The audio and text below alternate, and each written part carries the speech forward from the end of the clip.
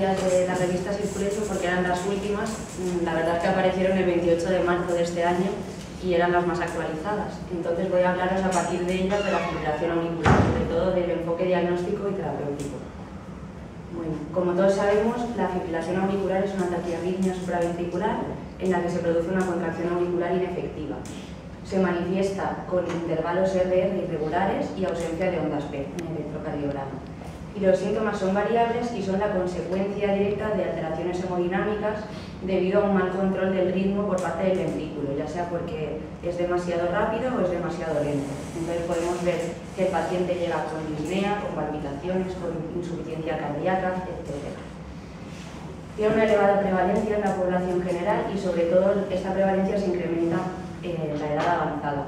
Como vemos, en menores de 60 años la prevalencia es de un 1% y aumenta hasta el 33% y más en mayores de 80 años. La etiología, como ahora veremos, es multifactorial y tiene una elevada morbilidad porque aumenta las hospitalizaciones por 2 respecto a la población control y mortalidad por las alteraciones hemodinámicas. Hay 3 veces más riesgo de insuficiencia cardíaca, 5 veces más riesgo de ácido isquémico y este se incrementa a 20 veces más riesgo que en la población general cuando hay una estenosis mitral.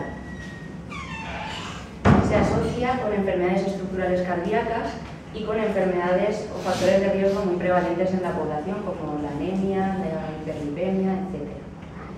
Y está relacionada con exacerbación de enfermedades cardíacas subyacentes, ya sea porque es la causa o la consecuencia de las mismas. Por ejemplo, en un paciente asintomático inicialmente, con una fibrilación auricular, desarrolla una disfunción ventricular y en el contexto de una taquicardia puede meterse en insuficiencia cardíaca. La clasificación se hace según la duración de la arritmia y tenemos la fibrilación auricular paroxística, que sería aquella que cede a los 7 días del inicio. La persistente es aquella que dura más de 7 días. La persistente de alta duración, digamos de gran duración, sería la que dura más allá de los 12 meses desde el inicio. Y la permanente se define cuando han cesado ya todos los intentos de revertir al ritmo sinusal y es una decisión que se toma en conjunto con el paciente. Y luego tenemos la no valvular, que es aquella que no se asocia ni a estenosis mitral ni a ser portador de una válvula mecánica o bioprotésica. Voy a hablar un poco del flúter, ya que es la arritmia que más se relaciona con la fibrilación auricular y ahora veremos la importancia.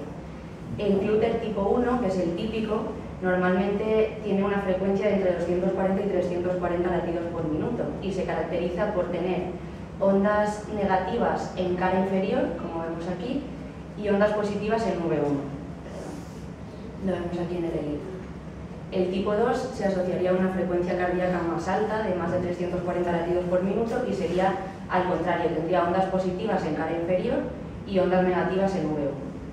Bueno, el flúter es un ritmo persistente que requiere cardioversión para el cese del mismo, o ablación por radiofrecuencia, y la importancia radica en que muchas veces se inicia con un breve periodo de fibrilación auricular y al revertir el flúter el paciente se queda en ritmo sinusal, pero en el 80% de los casos se ha visto que en los 5 años siguientes el paciente desarrolla una fibrilación auricular.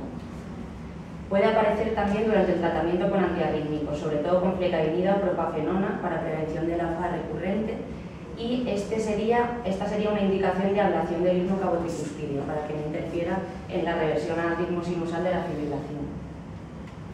Bueno, como he dicho antes, la fibrilación auricular tiene una etiología multifactorial y es un fenotipo común de muchas alteraciones, ya sea estructurales, electrofisiológicas o incluso extracardíacas. Todavía no se comprende muy bien exactamente cuál es la fisiopatología, pero está relacionada con una degeneración fibrótica o una dilatación de la aurícula que lleva a la contracción inadecuada y a la fibrilación auricular. Bueno, los factores de riesgo asociados, muchos de ellos son prevenibles y son atribuibles al 56% de la población. Por tanto, es muy importante que los identifiquemos, ya que son, como he dicho, causas potencialmente reversibles de esta arritmia y pueden desaparecer cuando los tratamos. Cuando hacemos desaparecer el factor de riesgo, podemos curar la arritmia. Por eso, en pacientes con algunos de estos factores de riesgo, como la diabetes o la hipertensión, debemos hacer un seguimiento estrecho e intentar controlarlos para realizar una prevención. ¿Cómo vamos a evaluar al paciente? Pues bueno, el diagnóstico nos lo va a dar un electrocardiograma, es la recomendación principal. Pero también hay que hacer una historia clínica exhaustiva para caracterizar el patrón de la arritmia, para ver cuáles son los síntomas del paciente, cuál es la posible causa, si hay una enfermedad cardíaca subyacente, y hay que determinar, muy importante, el riesgo tromboembólico. La exploración física nos va a indicar también si hay una alteración valvular asociada, que cambiaría el tratamiento de la arritmia. Se recomienda realizar una radiografía de tórax que nos va a aportar información sobre si hay dilatación de las cámaras cardíacas o si el paciente se encuentra en insuficiencia cardíaca.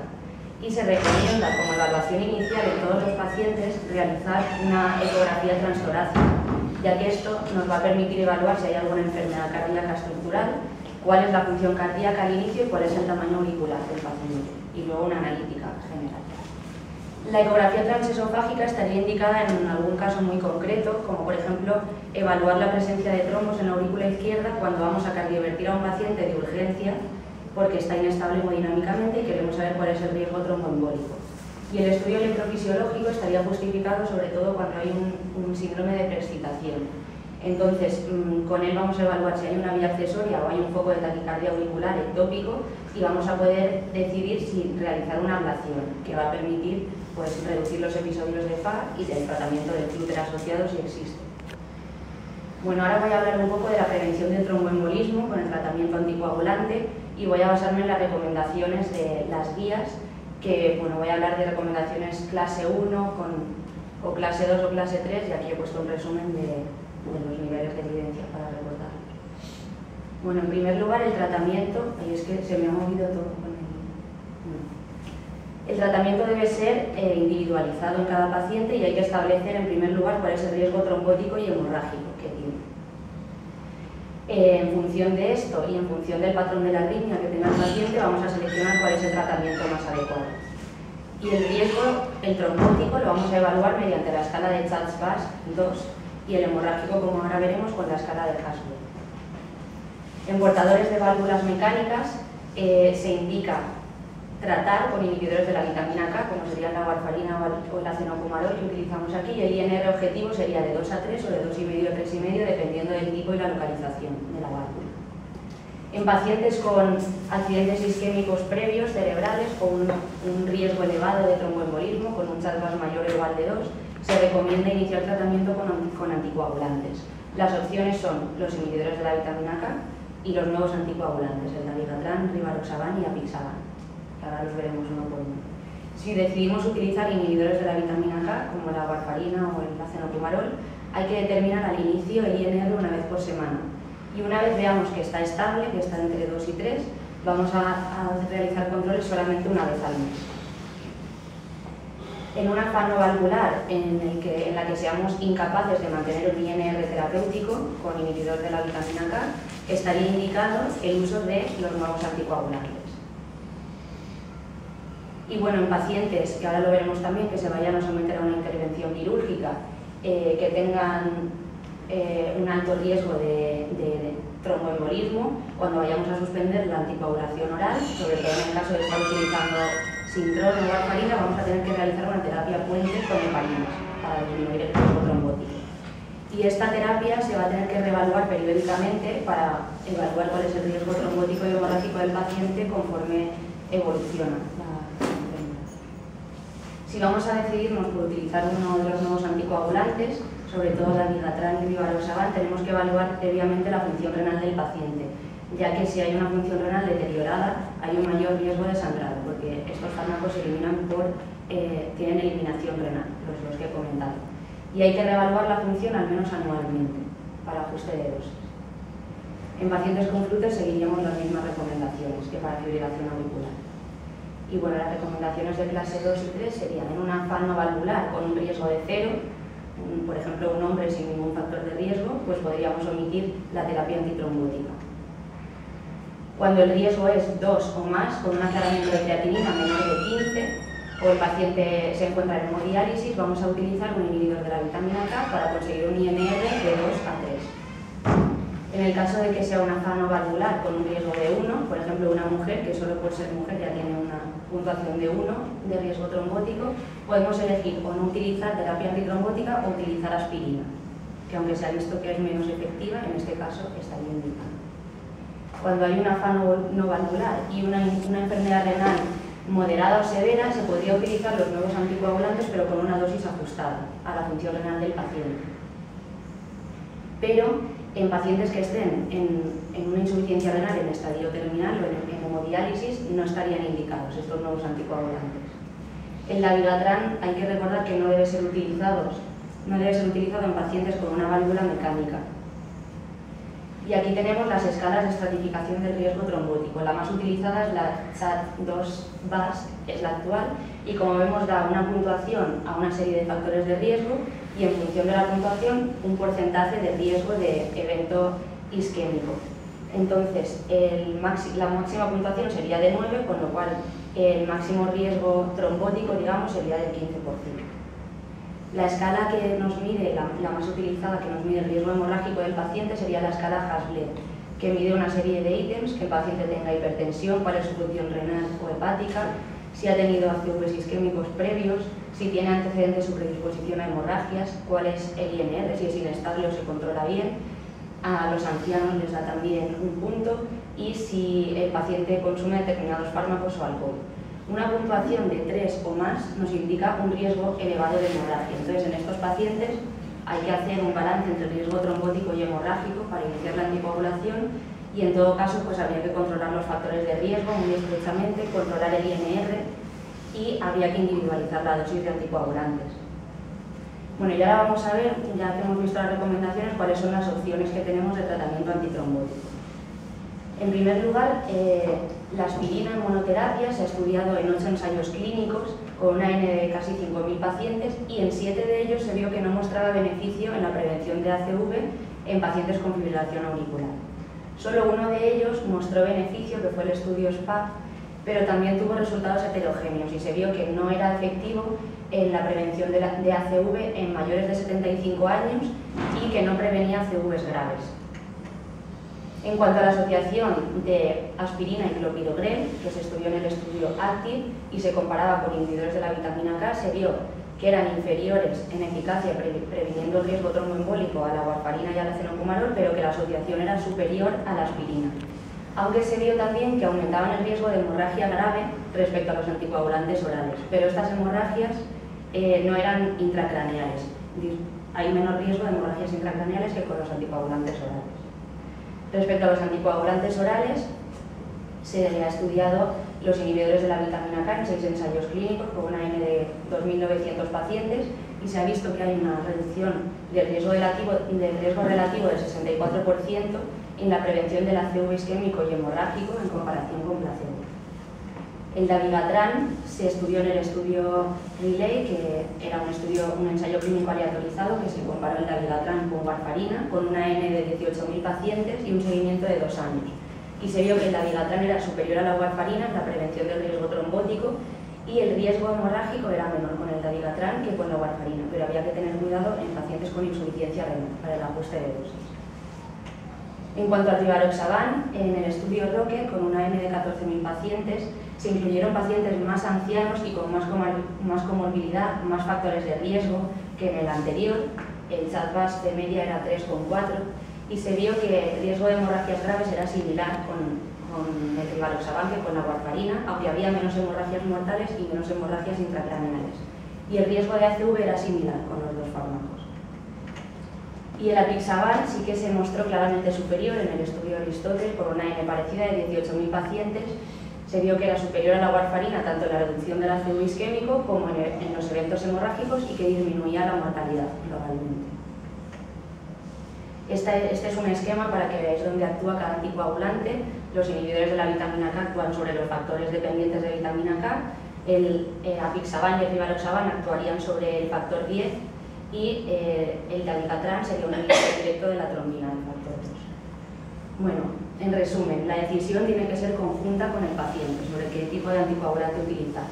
Las ventajas de los nuevos anticoagulantes serían que tienen unos perfiles farmacológicos más aceptables que los inhibidores de la vitamina K, tienen menos interacciones farmacológicas y dietéticas, menor riesgo de hemorragia intracraneal en general, tienen un rápido inicio y cese de acción, que esto tiene ventajas pero también inconvenientes, como ahora veremos, y no requieren monitorización.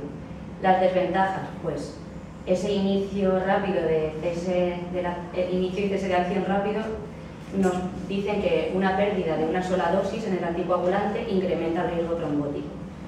Son muy caros, No tienen antídoto por el momento, aunque se están desarrollando, y en los estudios se excluyen pacientes con válvulas cardíacas mecánicas. Tampoco hay estudios en embarazadas, en niños, en hipertensos graves, en enfermos con enfermedad hepática o enfermos crónicos pluripatológicos, que son los que más vamos a ver en medicina interna. Y tienen un mayor riesgo hemorrágico en enfermedad renal crónica terminal. Bueno, en cuanto a la terapia puente, con heparinas, se utilizaría en pacientes que van a ser sometidos a procedimientos quirúrgicos o otro tipo de procedimientos que tengan un riesgo de sangrado. En pacientes tratados con warfarina o acenopumarol, con bajo riesgo trombótico, es aceptable que interrumpamos el anticoagulante hasta una semana antes del procedimiento y podemos aceptar incluso que el INR se normalice durante ese periodo y luego reintroducirlo. En pacientes con alto riesgo, válvulas mecánicas, antecedentes de ACV previo, sí que tenemos que utilizar una terapia con heparinas hasta el procedimiento. Y con los nuevos anticoagulantes únicamente sería necesario suspenderlos 24 horas antes y posteriormente reiniciarlos, cuando sea posible. Bueno, vamos a hablar ahora del control de la frecuencia. Se ha visto que el control de la frecuencia cardíaca reduce la morbilidad, mejora la calidad de vida del paciente, disminuye el riesgo de miocardiopatía y en pacientes hemodinámicamente estables podemos utilizar medicación oral. Cuando el paciente está inestable y necesitamos un control rápido de la frecuencia, pues cuando hay una insuficiencia cardíaca descompensada, el paciente tiene un infarto, está muy hipotenso, podemos realizar una cardioversión eléctrica para controlarla o podemos utilizar medicación intravenosa. Estas son las dosis de los fármacos que podemos utilizar para realizar el control de la frecuencia. Bueno, y vamos a ver una serie de recomendaciones. Los fármacos que se recomiendan como primera elección para el control de la frecuencia serían los beta-bloqueantes o los antagonistas del calcio no hidropiridínicos. El uso de beta-bloqueantes intravenosos estaría indicado en la taquicardia en el contexto de un síndrome de preexcitación, ya que se ha visto que los cardioantagonistas aumentan el riesgo de fibrilación ventricular. Y en pacientes inestables hemodinámicamente, como he dicho, se puede realizar una cardioversión eléctrica en ese momento. En pacientes que experimenten un aumento de la frecuencia asintomática durante la actividad física, habría que ajustar durante ese periodo en rango fisiológico la frecuencia con los fármacos. Bueno, en un paciente con una fase sintomática tenemos que conseguir una frecuencia cardíaca por debajo de 80 latidos por minuto. Y cuando hay una imposibilidad de alcanzar el control con tratamiento farmacológico, podemos utilizar la ablación. Si el paciente está asintomático, la AFA no le produce síntomas y la función sistólica del ventrículo izquierdo está conservada, podemos establecer una frecuencia cardíaca objetivo menor de 110 latidos por minuto. Y la miodarona oral se puede utilizar cuando otras medidas no han sido efectivas o están contraindicadas. Bueno, no debemos realizar una ablación del nodo auriculoventricular sin haber intentado previamente el control con medidas farmacológicas. Los antagonistas del calcio no se deben utilizar en pacientes con insuficiencia cardíaca descompensada, ya que agravan la clínica. Y luego la digoxina, la miodarona y los antagonistas del calcio, como he dicho, no deben utilizarse en los síndromes de preexcitación. Y la dronedarona no debe utilizarse en pacientes con FA permanente, ya que incrementa el riesgo de infartos, de tromboembolismos y de ACVs. Y bueno, unas palabras sobre la digoxina. No es la primera línea de tratamiento, el inicio de acción es mayor de 1 hora y el pico es a las 6 horas. Por lo tanto, no está recomendada cuando queremos alcanzar un control inmediato de la frecuencia. Y es inefectiva controlando la frecuencia cardíaca durante el ejercicio, en el caso que hemos comentado. Y bueno, este es un esquema de lo que he comentado un poco, de los fármacos que podríamos utilizar en cada caso, dependiendo de la patología del paciente. Y bueno, voy a hablar ahora del control del ritmo. Hay varias estrategias para controlar el ritmo, que serían la cardioversión, ya sea eléctrica o farmacológica, y la ablación por catéter. Se ha visto también que mantener un ritmo sinusal, conseguir y mantener un ritmo sinusal se asocia a la mejoría de los síntomas y a la mejoría de la calidad de vida del paciente. Y las indicaciones serían estas: un paciente sintomático con la fibrilación, pacientes jóvenes, pacientes que desarrollen una miocardiopatía por la taquicardia, en un primer episodio de FA, cuando la FA está desencadenada por enfermedad aguda o si el paciente lo prefiere y quiere intentarlo.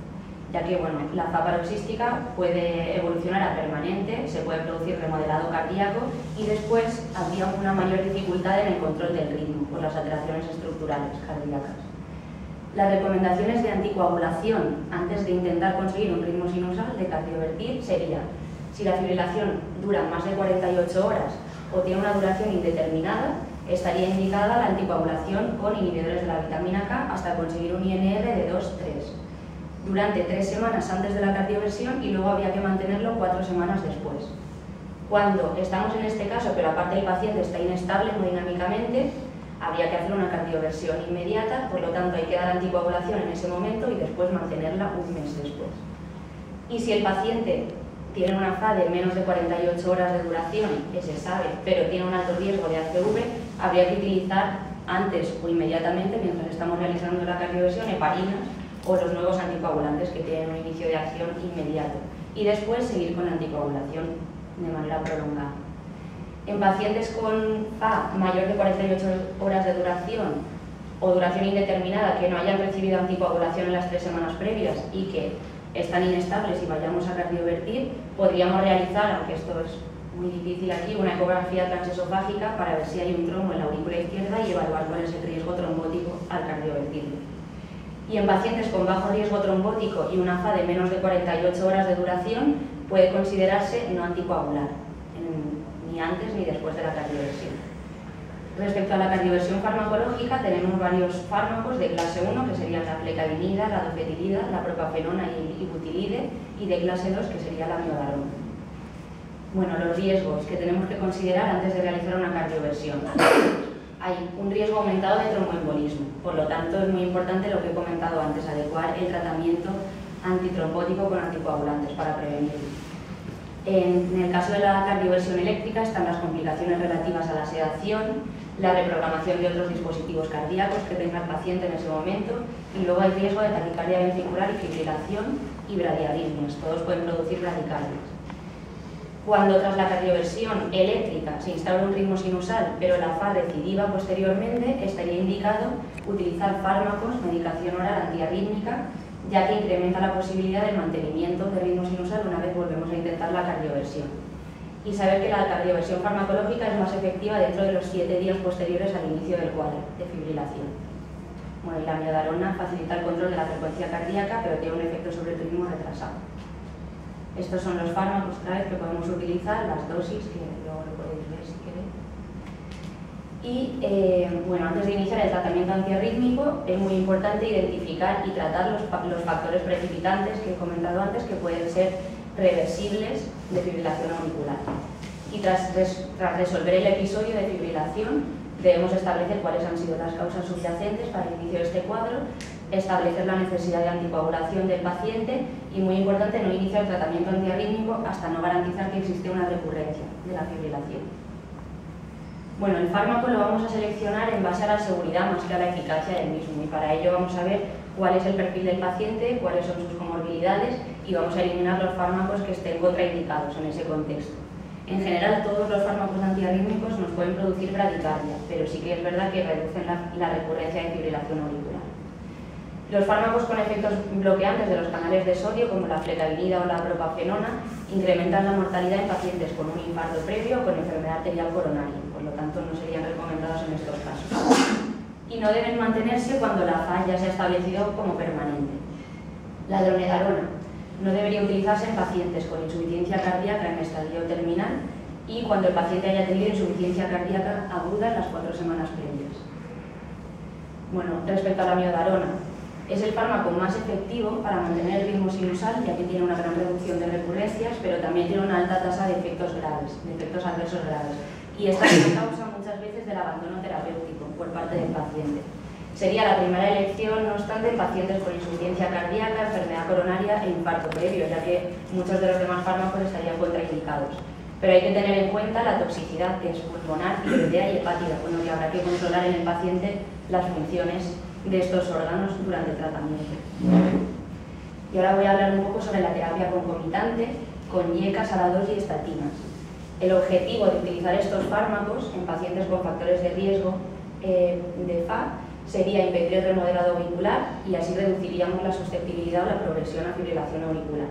En el caso de los IECAs y los SARA-2 se podrían utilizar o se deben utilizar para la prevención de FA en pacientes con insuficiencia cardíaca o una fracción de eyección reducida del ventrículo izquierdo. Las estatinas se utilizarían para prevenir la fibrilación auricular en pacientes con una cirugía coronaria. Y estos fármacos no tendrían ningún sentido utilizarlos en pacientes para prevenir la FA en pacientes sin patología cardiovascular. Bueno, 2 palabras de la ablación por catéteres. Estaría recomendada en la fase paroxística sintomática que haya sido refractaria a un fármaco antiarrítmico de clase 1 o a 3 fármacos antiarrítmicos. Y por último, hablar un momento de la población anciana, que es la población que más vamos a ver en medicina interna, que tiene una elevada comorbilidad, que puede presentar fibrilación auricular con muy poca sintomatología o con síntomas muy atípicos, y saber que en ellos el ACV se incrementa respecto a la población general y que el aclaramiento de los fármacos antiarrítmicos estaría muy disminuido, por lo tanto serían más sensibles al efecto bradicardizante de los mismos. Y muchas veces, por todas estas razones, en estos pacientes sería preferible el control del ritmo con los fármacos disponibles que intentar revertir a ritmo sinusal. En conclusión, necesitamos más estudios que nos digan cuáles son los riesgos y beneficios de cada opción terapéutica individualizada en cada caso. Necesitamos también comprender mejor el inicio, los mecanismos que inician y que mantienen la fibrilación auricular. Y necesitamos nuevos fármacos que sean más selectivos y que tengan menos efectos adversos que los que disponemos actualmente. Y sobre todo ahora mismo, la línea, lo más importante, es la prevención, controlando los factores de riesgo que se han visto que están asociados a esta línea. Y bueno, aquí os he dejado, como he estado hablando de warfarina todo el rato, pues una tabla comparativa entre la warfarina y el acenofumarol, que es el que utilizamos aquí, que como veis es sobre todo el tiempo de acción y la vida media, pero el mecanismo de acción es el mismo, inhibidor de la vitamina K.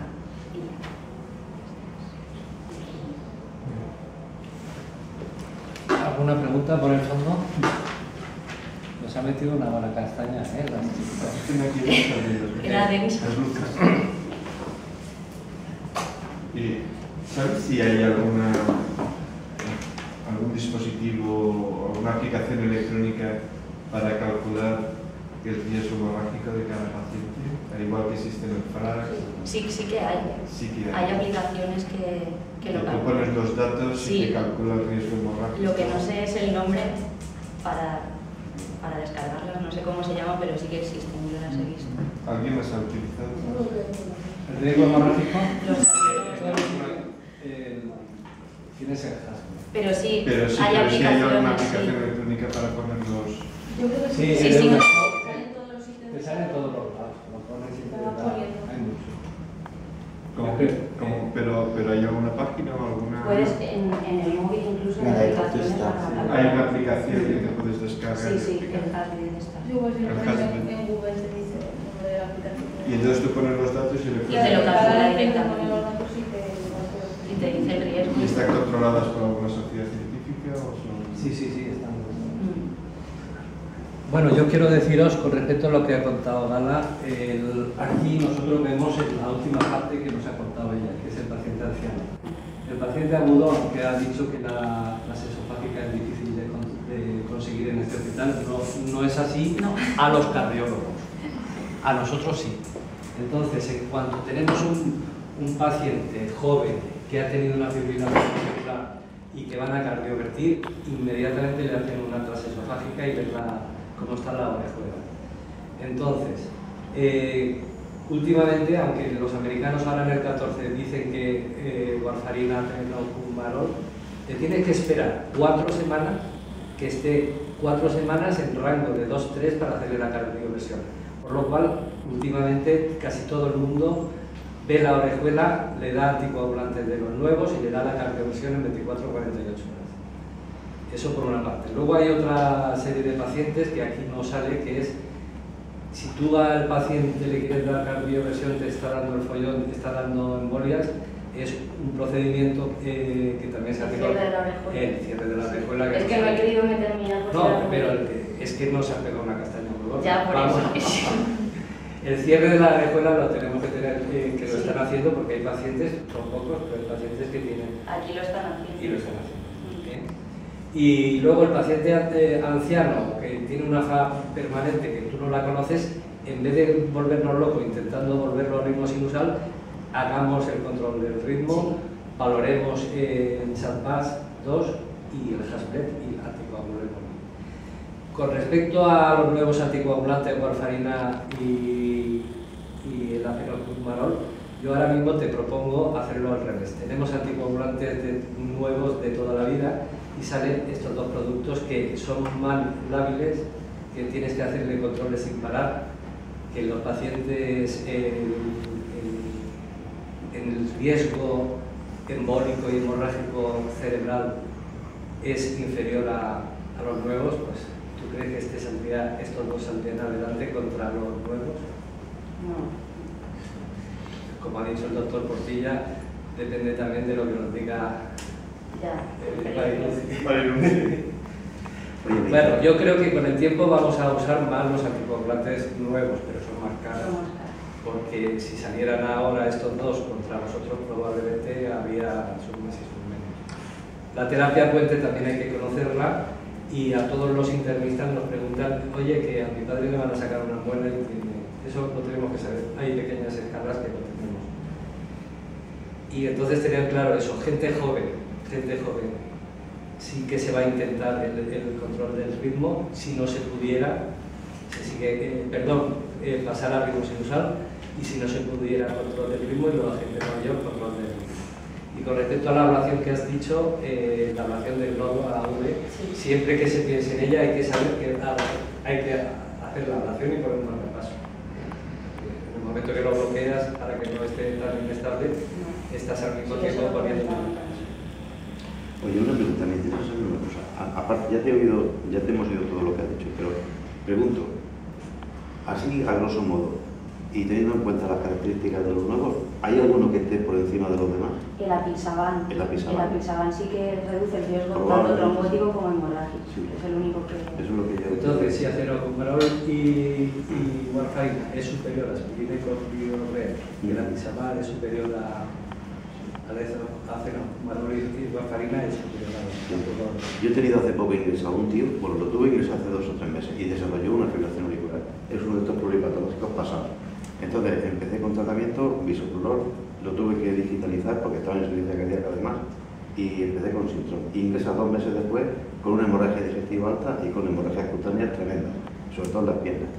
Entonces le quito el Sintrom y yo lo he tratado con Xarelto, con Rivaroxaban, y desde que está aquí y ya le he dado de alta, no ha habido ninguna complicación ni ningún problema. Me incliné por no por el apixaban. Sí, pero que está bien. También está bien el Rivaroxaban. No tiene insuficiencia renal.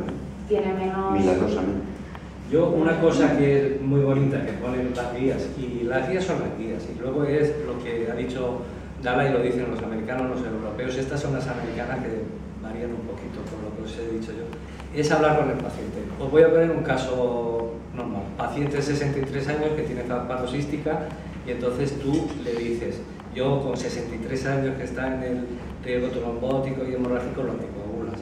Y entonces tú le ofreces la ablación de las vías, no del nodo, sino ablación de las venas pulmonares y todo eso. Y casi es un convenio entre tú y el paciente, o el paciente y tú, de qué vamos a hacer. Te dejo anticoagulado, te intento ablación para poder quitártela, etcétera, etcétera. Es una cosa que hay que hablar mucho, y también con el nivel cultural, etcétera, etcétera.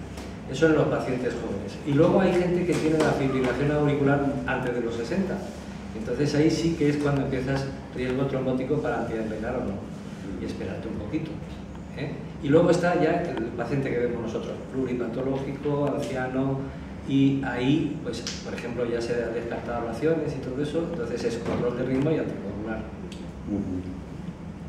Y la terapia puente siempre que sea necesario, porque es unos casos muy especiales, que son válvulas metálicas y todo eso, no suspendes para sacar una muela, sino al día siguiente heparina bajo peso molecular hasta la intervención y luego pues pero eso muchas veces lo hacen la gente de población, ¿no? Lo deben saber los de no, pero lo hacen, no. Y luego esto es bonito también. Sabemos que todos los estudios internacionales están hechos de lo que sea con warfarina y nunca con acenocumarol, y tiene diferencias, eso hay que saberlo. Nosotros aquí en todo el Mediterráneo usamos mucho más el